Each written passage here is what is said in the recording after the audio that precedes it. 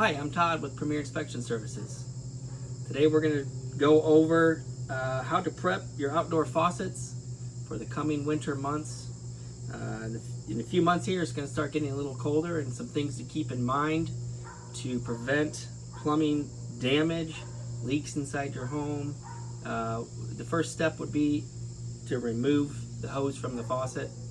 This is a common thing we find during home inspections where the hose has been left on and it caused freeze damage, and the homeowners don't find it until the spring when they go to turn the faucet on. So the first step is remove your hose. Pretty simple. Obviously you want to make sure it's shut off before you remove it, but we already did that. So if you have this type of faucet, which is considered a frost-proof faucet, it shuts off inside the house when you turn it off. So in most cases, you don't need to do anything else besides turn that faucet off, and you're good to go, as long as the hose is not attached. Now, if you have a situation where there's a lot of air coming in around it, it's not sealed up very well, that could be a potential freeze hazard, because that cold air will hit that pipe and may cause it to freeze further into the house.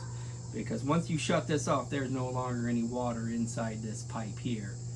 It is at this point where there's water. So if you have a shorter faucet, you have more potential for that to leak.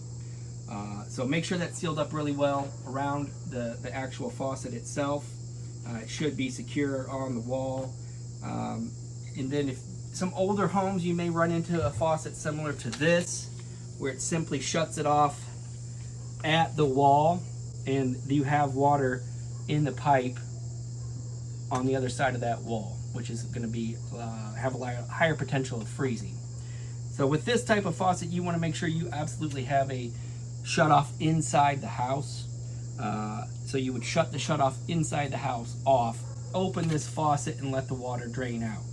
You can just leave it like that, open a little bit, in case there's any residual water in there. It will drip out.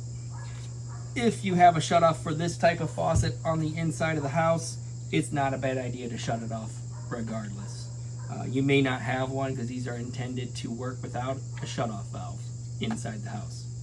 If you have a faucet like this, it really is a great idea to add this as a vacuum breaker, and it screws on to those threads, and that prevents water from being sucked back into the house.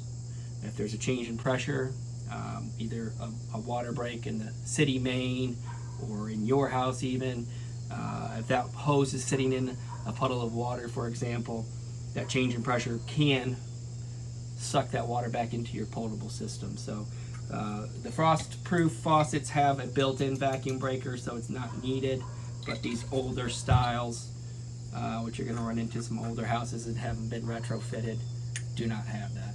All right, so let's talk about what time of year we should perform this maintenance task.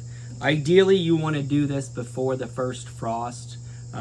Typically here in upstate New York, we're looking at having this done by the end of October. If for some reason there's a forecast of an early freeze, I would make sure you get it done before then. Should really only take you a couple minutes. Maybe you have multiple hoses hooked up around the house. That's a good time to take them out and store them for the winter. Thanks so much for watching the video. I hope this helps you all with some maintenance around your property. If you have any questions, leave them in the comments.